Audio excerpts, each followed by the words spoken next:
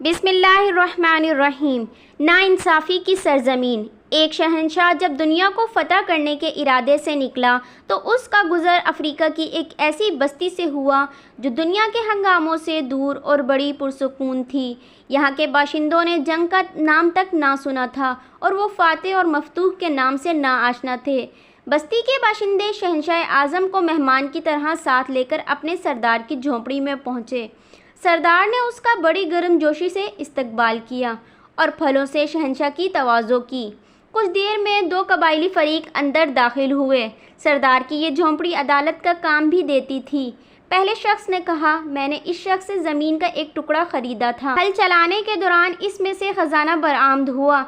मैंने ये ख़जाना उस शख्स को देना चाहा, लेकिन ये नहीं लेता। मैं ये कहता हूँ कि ये ख़जाना मेरा नहीं है, क्योंकि मैंने इससे सिर्फ़ ज़मीन ख़रीदी थी और इसे सिर्फ़ ज़मीन की कीमत अदा की थी, ख़जाने की नहीं। दूसरे शख्स ने जवाब में कहा, मेरा ज़मीर अभी ज़िंदा है, मैं ये ख़जाना इससे किस तरह ले सकता हूँ? मैंने तो इसके हाथ ज़मीन फ़रोख्त कर दी थी। अब इसमें से जो कुछ भी बरामद हुआ ये उसकी किस्मत है और यही इसका मालिक है। मेरा अब इस ज़मीन और इसमें मौजूद अशिया से कोई ताल्लुक़ नहीं है। सरदार ने गौर करने के बाद पहले शख्स से दरियाफ्त किया, तुम्हारा कोई लड़का है? हाँ है। फिर दूसरे शख्स से पूछा, और तुम्हारी कोई लड़की भी है? जी हाँ। दूसरे शख्स ने भी इस बात में गर्दन हिला दी। तो तुम इन दोनों की शादी करके ये ख़जाना उनके हवाले कर दो। इस फैसले ने शहंशाह को हैरान कर दिया। वो फ़िक्रमंद होकर कुछ सोचने लगा। सरदार ने शहंशाह से दरियाफ्त किया, क्यों, क्या मेरे फ़ैसले से आप मुतमईन नहीं हैं? नहीं, ऐसी बात नहीं है, शहंशाह ने जवाब दिया, लेकिन तुम्हारा फ़ैसला हमारे नज़दीक हैरान कुन ज़रूर है।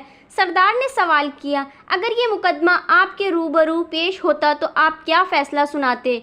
शहंशाह ने कहा कि पहली तो बात यह है कि अगर ये मुकदमा हमारे मुल्क में होता तो ज़मीन ख़रीदने वाले और बेचने वाले के दरमियान कुछ इस तरह का झगड़ा होता कि बेचने वाला कहता कि मैंने इसे ज़मीन बेची है और इससे ज़मीन की कीमत वसूल की है।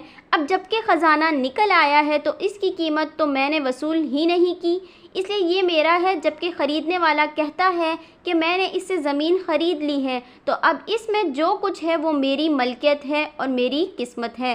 सरदार ने शहंशाह से पूछा कि फिर तुम क्या फ़ैसला सुनाते?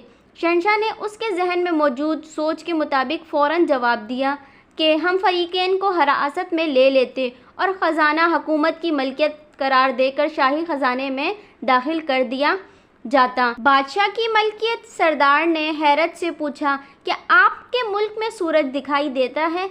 जी हाँ, क्यों नहीं। वहाँ बारिश भी होती है? बिल्कुल। बहुत खूब। सरदार हैरान था, लेकिन एक बात और बताएं कि आपके यहाँ जानवर भी पाए जाते हैं जो घास और चारा खाते हैं? हाँ, ऐसे बेशुमार जानवर हमारे यहाँ पाए जाते हैं। ओह खूब, मैं अब समझा। सरदार ने यूँ गर्दन हिलाई जैसे कोई मुश्किल तरीन बात उसकी समझ में आ गई हो। तो इस नाइंसाफ़ी की सरज़मीन में शायद इन्हीं जानवरों के तुफ़ैल सूरज रोशनी दे रहा है और बारिश खेतों को सैराब कर रही है। तो दोस्तों, उम्मीद है कि ये कहानी आपको बहुत अच्छे से समझ आ गई होगी। अगर वीडियो अच्छी लगी हो तो इसे लाइक ज़रूर करिएगा। अल्लाह हाफ़िज़।